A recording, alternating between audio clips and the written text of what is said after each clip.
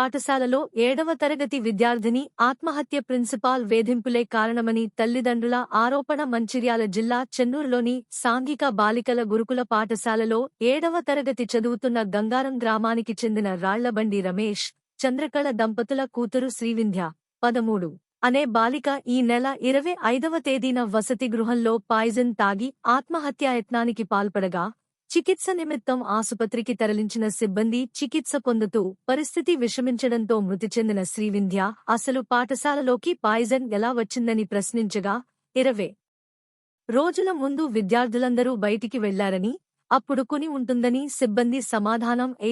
Without parent intimation, పేరెంట్కి ఎలాంటి intimation లేకుండా మీ పాప వామిటింగ్ చేసుకుంటుందని కబుర్లు చెప్పి పాపను తీసుకుపోయి ఈరోజు సావుకు కారణమైనారు.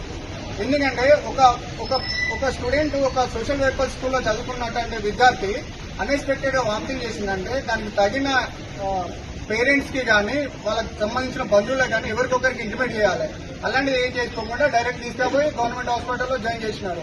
దాని తర్వాత తెల్లారి next day early morning parents కి ఇంటిమేట్ చేస్తే పేరెంట్ వెళ్లేసరికి గవర్నమెంట్ హాస్పిటల్లో అడ్మిట్ చేసినటువంటి స్కూల్ సిబ్బంది వీళ్ళని చూసి డైరెక్ట్ వెళ్ళిపోయినారు. అసలు వీళ్ళకి ఏం జరిగిందో కూడా చెప్పలేదు అక్కడ.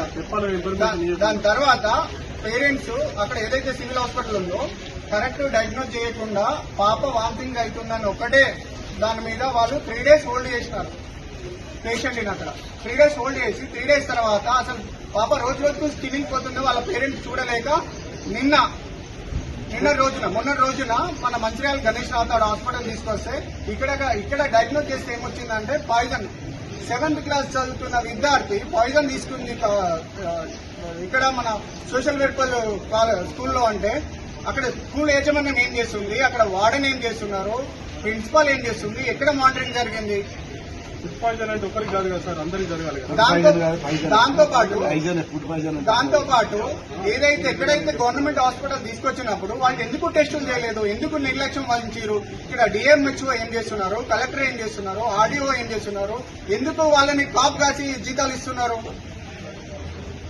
ఇమ్మీడియట్లీ కలెక్టర్ గారు రావాలి, తక్షణం జస్టిస్ కావాలి, పాపకు తగిన న్యాయం జరగాలి. ఎవరైతే ఈ చావుకు కారణమై భవిష్యత్తు ఉన్న పాప దానికి చావుకు కారణమైన ఎవరైతే వ్యక్తులు ఉన్నారో అందరినీ ఇమ్మీడియట్ అరెస్ట్ చేయాలి. దానికి ఇమ్మీడియట్లీ జస్టిస్ కావాలని కోరుతున్నాం. అమ్మాయి కారణాలు అమ్మాయి వాళ్ళ యాక్చువల్గా ఇంకొకటి గవర్నమెంట్ హాస్పిటల్ వచ్చిన తర్వాత పాపను బెదిరించి పేరెంట్స్ బయట ఉంది ఐసీయూలోకి వెళ్లి బయట తీసుకున్నారు ఎవరైతే స్కూల్ యాజమాన్యం వాళ్ళకి ఫేవర్ గా. ఇది ఎక్కడ కరెక్ట్ అని నేను అడుగుతున్నా. మోరోవర్ ఏంటంటే అమ్మాయి చెప్పింది వాళ్ళ మదర్కి ఏంటంటే వాళ్ళు ఎవరైతే వాళ్ళకు చదువు చెప్పే విద్య బోధనలు చెప్పే టీచర్స్ ఉన్నారో వాళ్ళని అమ్మాయి ఈరోజు చనిపోయింది. వాళ్ళ హరాస్మెంట్ తట్టుకోలేకనే ఈరోజు మందు తాగాల్సి వచ్చిందని చెప్పింది లాస్ట్ మూమెంట్ లో. దీనికి తక్షణ కారణానికి ఈ సొసైటీకి ఈ చావుకి కారణమైన ఎవరైతే వ్యక్తులు ఉన్నారో వాళ్ళని ఇమ్మీడియట్ అరెస్ట్ చేయాలి. వాళ్ళు కూడా బ్యాక్ ఎండ్ నుంచి మానిటరింగ్ చేస్తున్నారు. నిజంగా నువ్వు తప్పు చేయలే, నువ్వు దొంగవే కాదనుకుంటే ముందుకొచ్చి మాట్లాడొచ్చు కదా. మేము వచ్చినాం కదా తెలిసినప్పుడు, మీరు ఎందుకు రాలేకపోతున్నారు? నిజంగా నీ దగ్గర ఎట్లాంటి తప్పు లేదనుకుంటే ఎందుకు హైడ్ చేయాల్సి వచ్చింది? ఈ 4 రోజులు ఎందుకు పాపని హైడ్ చేయాల్సి వచ్చింది? ఇది ఎక్కడ మాట్లాడు? దీని మీద యాక్షన్ 100% తీసుకోవాలి. ఇమీడియట్లీ జస్టిస్ కావాలి, కలెక్టర్ గారు రావాలి, పాపకు తగిన న్యాయం చేయాలని కోరుతున్నాను.